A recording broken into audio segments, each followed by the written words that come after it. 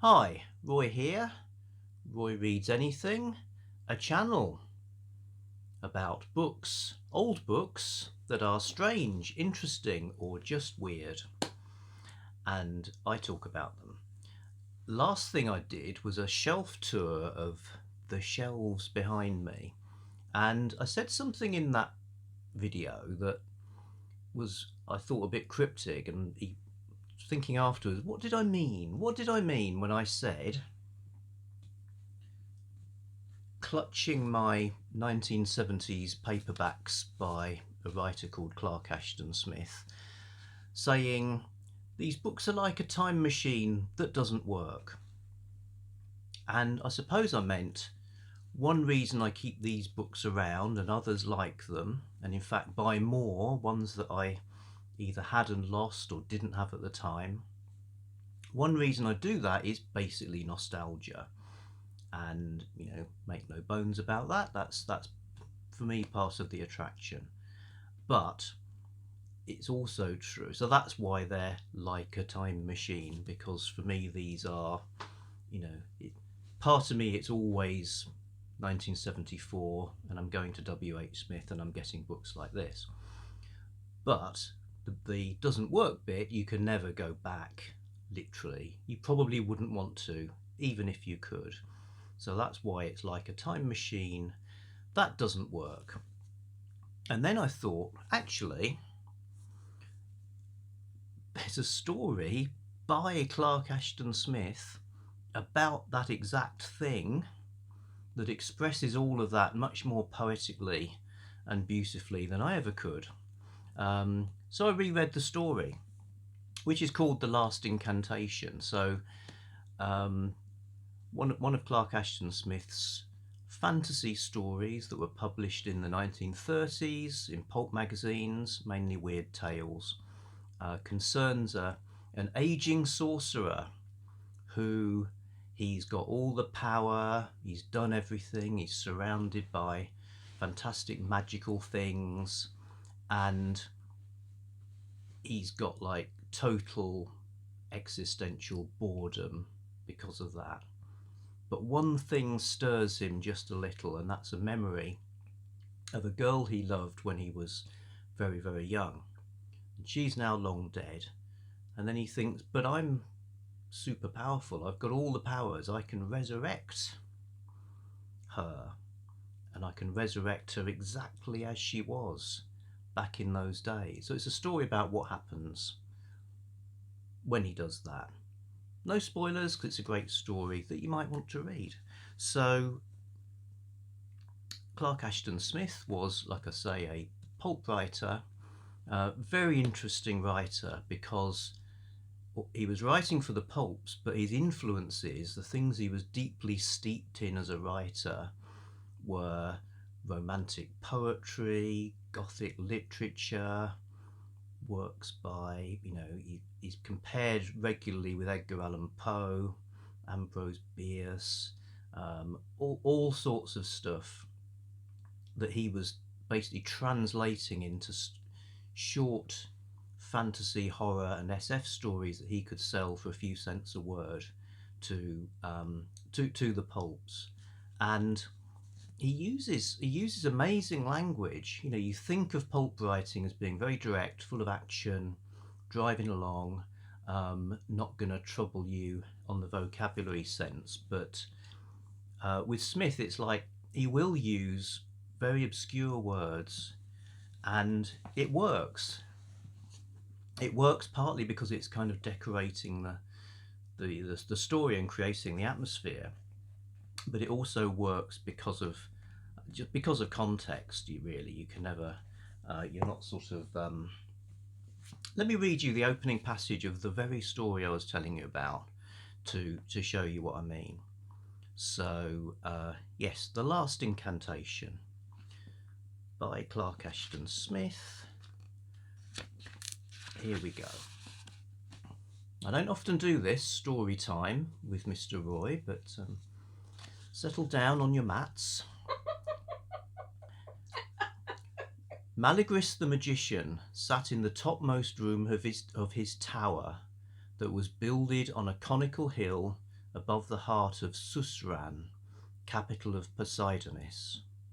Wrought of a dark stone mined from deep in the earth, perdurable and hard as the fabled adamant, this tower loomed above all others and flung its shadow far on the roofs and domes of the city, even as the sinister power of Malagris had thrown its darkness on the minds of men. Now Malagris was old, and all the baleful might of his enchantments, all the dreadful or curious demons under his control, all the fear that he had wrought in the hearts of kings and prelates, were no longer enough to assuage the black ennui of his days. In his chair that was fashioned from the ivory of mastodons, inset with terrible cryptic runes of red tourmalines and azure crystals, he stared moodily through the one lozenge-shaped window of fulvous glass. Now, I don't know to this day what fulvous means, but it sounds awesome. There's various words in there I just would have worked out from their similarity to other things or the context. So a great stylist and a great body of stories that have been reprinted lots of times. So much so, this is one of the writers who I seem to have lots of things by them in many books. So back in the 70s I was buying things like this, Lost Worlds, fantastic Bruce Pennington cover. Out of Space and Time, Volume 2, Out of Space and Time, Volume 1, Genius Loci, or is it Loci? Loci. Okay. There's another. Glad to see 5 years of Latin's not going to waste. Yep, Dr. Jenny's busting out the Latin for us. Loci, as in, it's like local, isn't it? Yeah. Because it's genius loci, it's a spirit of a place. Spirit of place, yeah. Another Lost World, another Bruce Pennington. Look at this strange conjured giant figure. Brilliant. There were more. Tales of Science and Sorcery. The Abominations of Yondo. I've done the collector thing here, got the alternative cover, The Abominations of Yondo, with rather disturbing cover image. Let's read a blurb. Cosmic horror, demonic strangeness, weird heroic fantasy, the macabre and terrible visions of Clark Ashton Smith. Here are 17 bizarre stories by master fantasist Clark Ashton Smith, who was described by H.P. Lovecraft as unexcelled by any other writer, dead or living. They will take you into unearthly realms of fantasy and horror beyond your wildest nightmares. Fair point. So, weird heroic is an interesting word. You don't find a lot of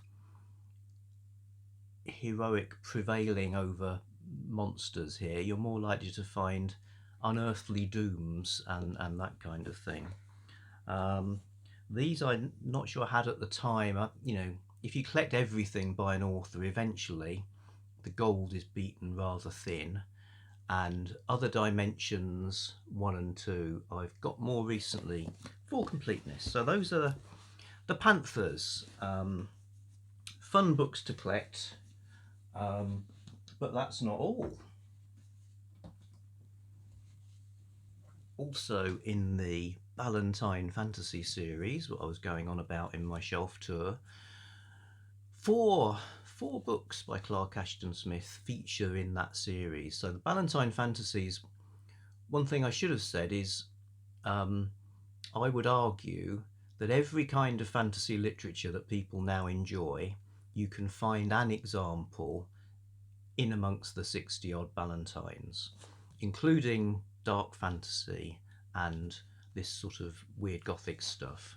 So the collections that appeared in the Ballantines were based on some of the weird lands and settings where Smith would set his stories. So starting with Zothique. So this is the future of the world, where under a red sun the earth is dying, and in that melancholy setting you get all sorts of strange stories of involving sorcery and so on, and it's an idea that's also been used by other writers like Jack Vance, Gene Wolfe. So Zothique, great one. This was not a cheap book to get, but I love to have it. Hyperborea, another, or is it Hyperborea? Yeah, Jen's not responding to that. Didn't get that in Latin. Okay, Sauce. so this place, strange northern fantasy realm, set of stories there. Fritz Lieber, his tales remind me of Innsmouth jewellery, stories like strange ornaments, the metal elaborately inlaid and fired, studded with unknown semi-precious stones from an unknown and timeless culture. So Hyperborea, Zickarth, look at that cover, fantastic. Another thing I would say about the Ballantine books is the artwork. It's sort of, you could set this alongside like progressive rock album covers and sort of black light posters and things of the time they came out, in this kind of creating these sort of fantastic settings you feel like you could walk into. So Zickarth, interplanetary stuff, and Poseidonis, or is it Poseidonis? No. Poseidonis. Poseidonis, the last relic of Atlantis. So Atlantis, one theory goes, didn't just sink overnight. You get sort of little, the last island to disappear, Poseidonis. So those are the Ballantine ones. Again, fun to collect if you've got luck or deep pockets or both. Another setting that Smith used regularly was a medieval French region called Avoigne, which they didn't get round to in the Ballantines, but there has been a recent collection, at least one recent collection, that sort of fills that gap, which I would buy if the book was printed this size. Obviously it won't be, it'll be in the sort of modern bigger size, so maybe get that, maybe not. Other ones, there was a one volume in the Fantasy Masterworks series, really good collection there. More recently, Nightshade Books have brought out 5 volumes that collect pretty much everything, and these are lovely.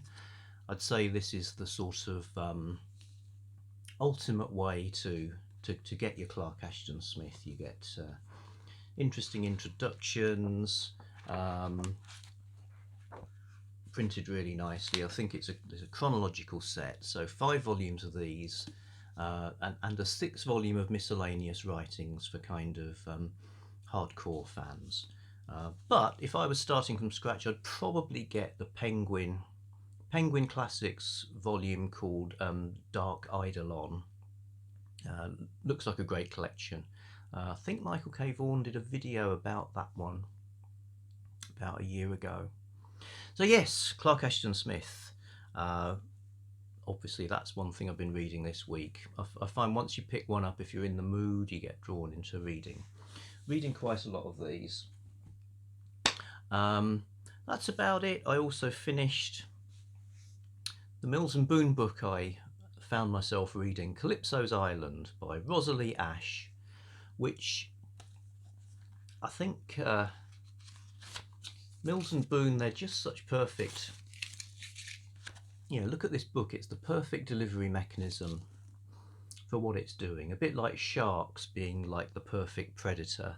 These have evolved to be the perfect, quick, sexy romance reads. And Rosalie Ash is one of the Euromances, so it's set in Malta. There's you actually get, I can't believe we've gone from Atlantis to Malta. Yes, there's things like maps and stuff, and some little references to Greek mythology in Malta, and it does the it does the Mills and Boon thing of kind of keeping you on the boil the whole time with a kind of electric physicality. Not that people are having sex all the time, but the way they respond to each other, it's like very sort of physical, and particularly the way the bloke is described.